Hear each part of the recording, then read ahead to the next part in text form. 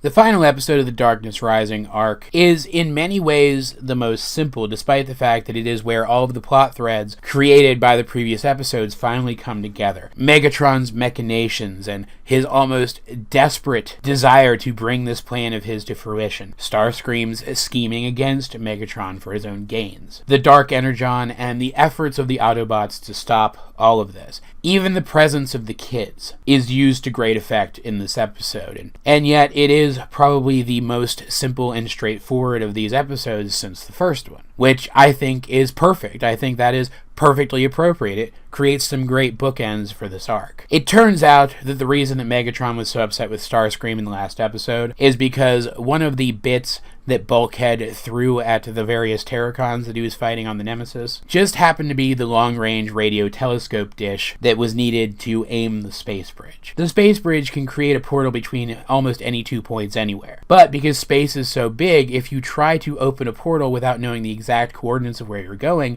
you'll just open up to open space or to some random planet. They need the precise current stellar coordinates of Cybertron to open a space bridge to Cybertron. And now the Nemesis is no longer capable of finding Cybertron, and hence it is no longer capable of finding Cybertron's coordinates. The Autobots are able to deduce this, and so are also able to deduce, with the help of Raph, who is becoming their go-to tech guy at this point, that the Decepticons may try to supplement this lack of ability, using human technology, specifically the giant-sized radio telescope array in Texas, which is not a real place. It's based on I think it's called the large-sized array in New Mexico. It's either the large-sized array or the very large array, one or the other. Point is, it's a whole bunch of radio telescope arrays, all networked together, and they think that the Decepticons may be trying to use it to locate Cybertron and aim the space bridge, which means that they only have as much time as it takes the Decepticons to make that happen, to do something about the space bridge. And this is where the kids come in. First of all, we need to bring Jack back into the narrative. It's actually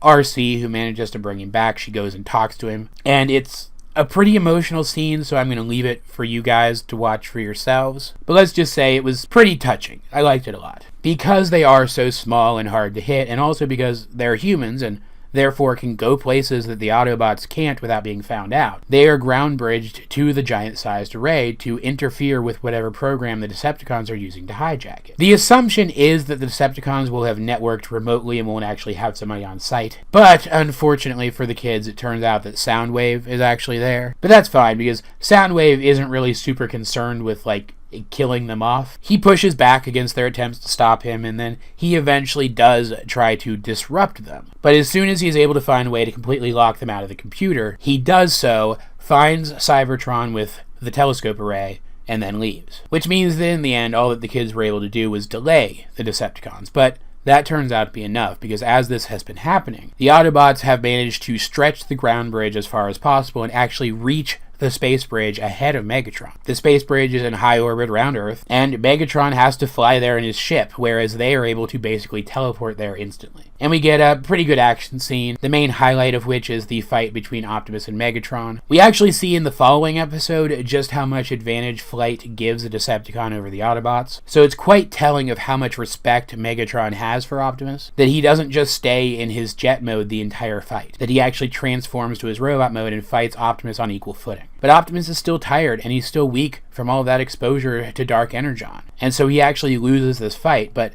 they don't lose the battle overall because the kids managed to buy them enough time to sabotage the space bridge and cause a chain reaction which ends up destroying it. Moments before Megatron's army would make it through, because yes, he does manage to open the space bridge and he does manage to infect Cybertron itself with Dark Energon. Moments before his army would have made it through, the space bridge is destroyed and Megatron is caught in the explosion.